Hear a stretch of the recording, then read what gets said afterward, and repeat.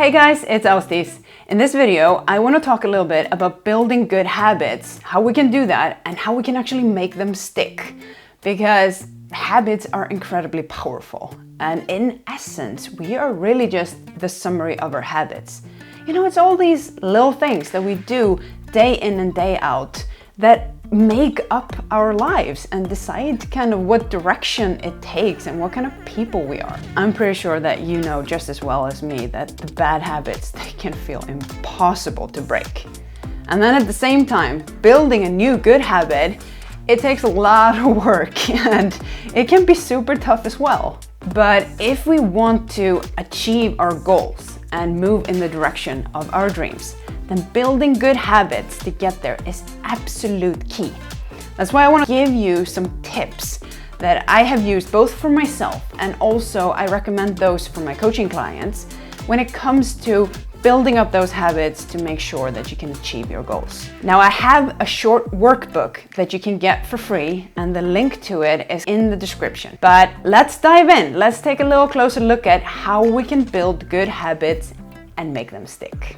Now the first step is to decide what habit it is that you want to build. So what is it that you want to do? You need to start with getting very clear on your goals. You need to know where it is that you want to go, what you want to do. And then you kind of backtrack and figure out what habits are going to be required to get you there. But before you start building new habits, it's very good to become a little bit aware of what habits you already have.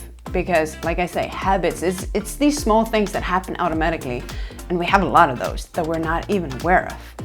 You know, when you come in and you always put your bag there. It's these small little things. So just watching a little bit and seeing what it is that you keep on doing over and over again, then you know what habits you have.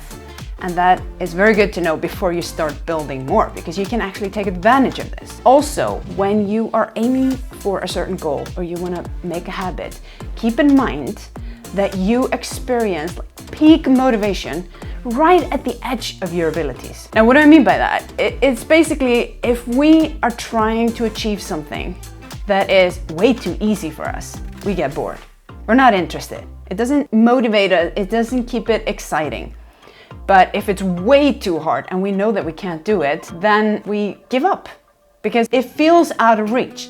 So when you're right there at the edge of your abilities, that is where you experience peak motivation. You need to stretch yourself a little bit. Decide on the habit that you want to start building. I would say not more than 1, 2, maximum 3 habits, and think about what is going to be my needle mover. What is going to give me the most bang for my buck?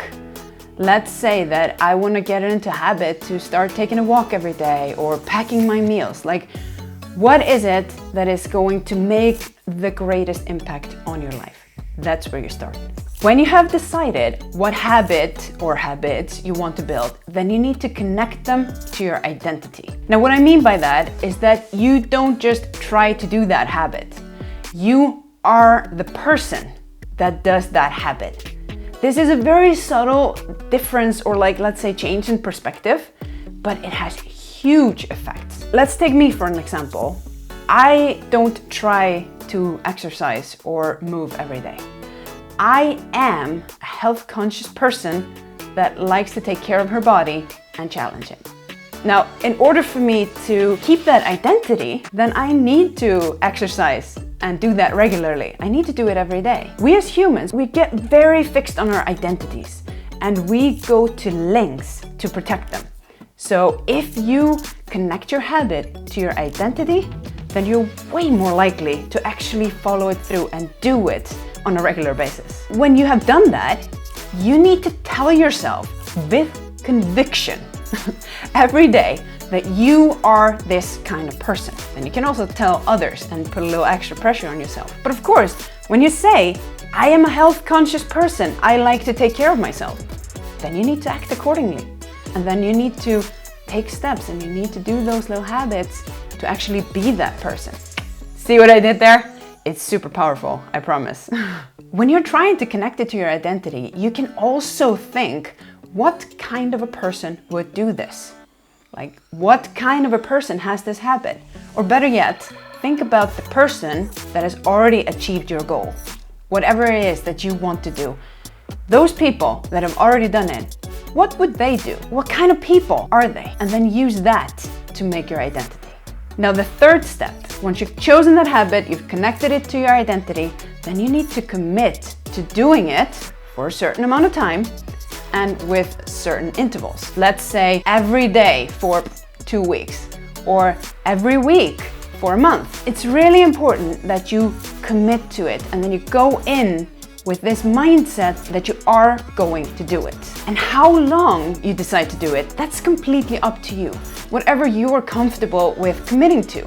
I mean, some people feel very uncomfortable to say like, I'm gonna do this every day for the next 90 days. It feels overwhelming. So don't do that if you're that kind of person. Just say, I'll do it for a week. Or even just say, I'm gonna do this today and tomorrow. And then you take one day at a time, whatever works for you. You know yourself best. Just be aware. There are always gonna be days where you're not gonna do it. Let's say you wanna do something every day. You're never gonna do it every day. But that's okay. And don't beat yourself up about it. You have to kind of just get right back on the horse. Instead of thinking, oh, I suck, I can't do this, I might as well just quit. Yeah, no, don't do that. The key thing is to stay consistent. If you do it most of the time, then you're fine. You don't have to do it every day. You try to do it every day, and then you will do it most days. I recommend that you write this up in a statement. I have this in the workbook. If you download it, you'll see it. Like, I will do X, this often for this amount of time. Write it up in one sentence and keep it somewhere where you will see it. You will find the template for this in the workbook. The fourth step is when you have made that decision, you've made that commitment, then you make it as easy as possible for you to stick to building that habit. It's all about pleasure and pain. What you can do is you can reduce the friction to actually performing that habit as much as you possibly can, because we have a lot of control over our situation. So if you just make it as easy as possible for you to do it, and as difficult as possible for you not to do it, that is how you set yourself up for success. A very good example of this is, let's say I want to start exercising. I want to go to training in the morning before I go to work. Now, when you get up, you're super tired. It's so easy to start justifying to yourself like, no, I'm not going to go. I have to do so much. I have to pack this. It's an impossible task early in the morning. But you can reduce that friction by packing your gym clothes. You have everything ready. You have the lunch you're gonna bring with you. You have breakfast ready and your shoes and your clothes and everything is set up. All you have to do is jump out of bed, get dressed and head out the door. That way it is so much easier and you're more likely to do it. This is what I mean by reducing the friction. We take the easiest way. That's just what we're programmed to do. This is why if you take a look at the internet, every single process that we need to take has been like taken down to as few steps as you possibly can.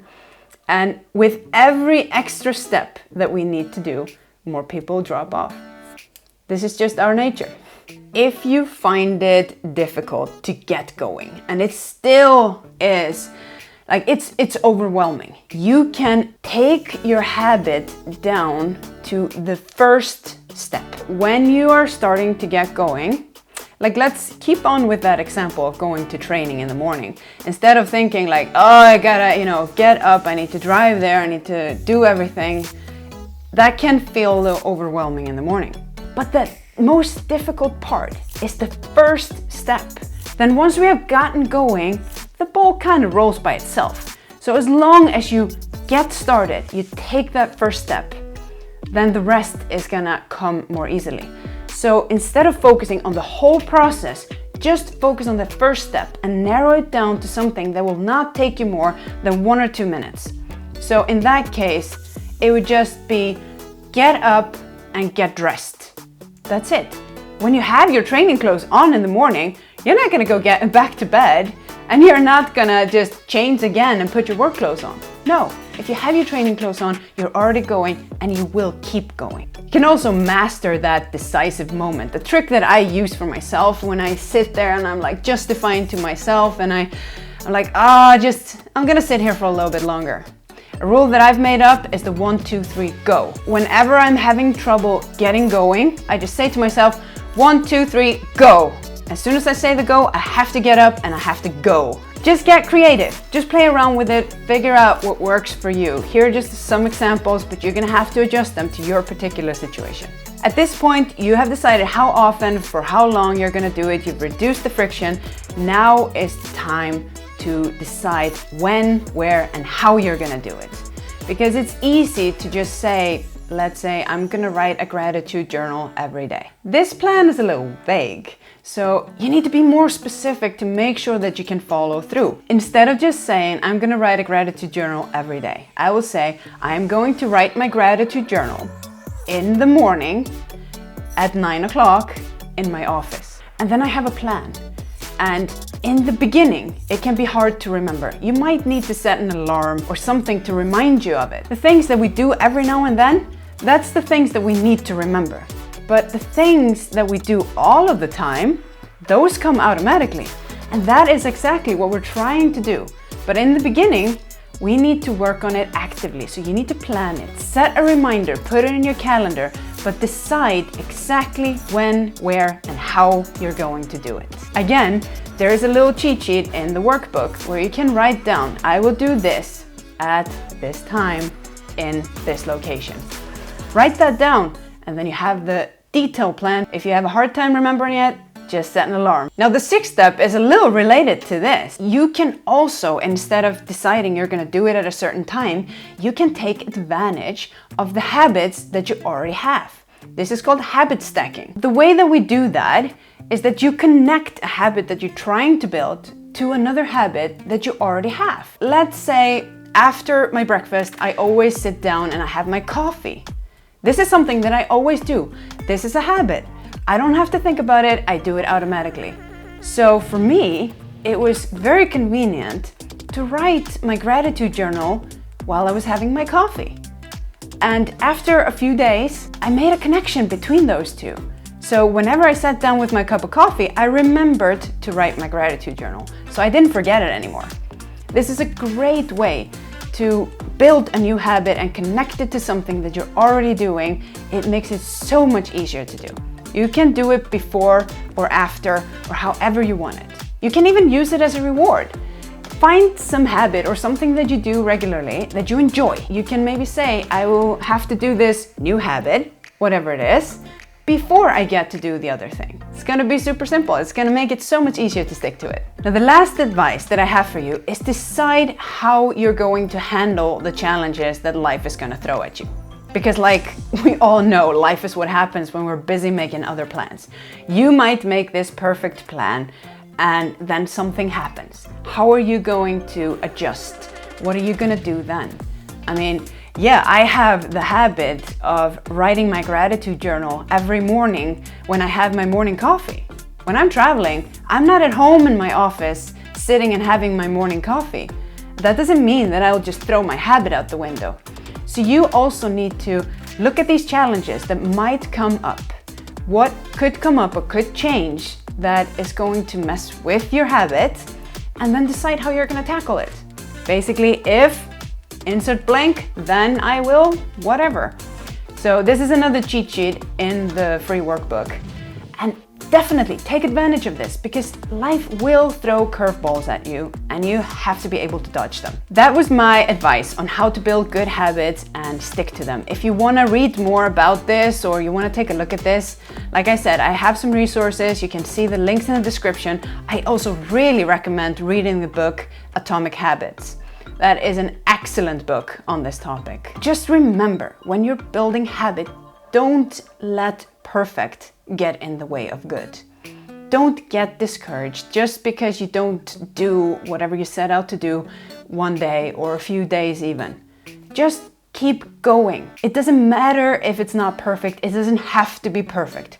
It is all about what you do most of the time.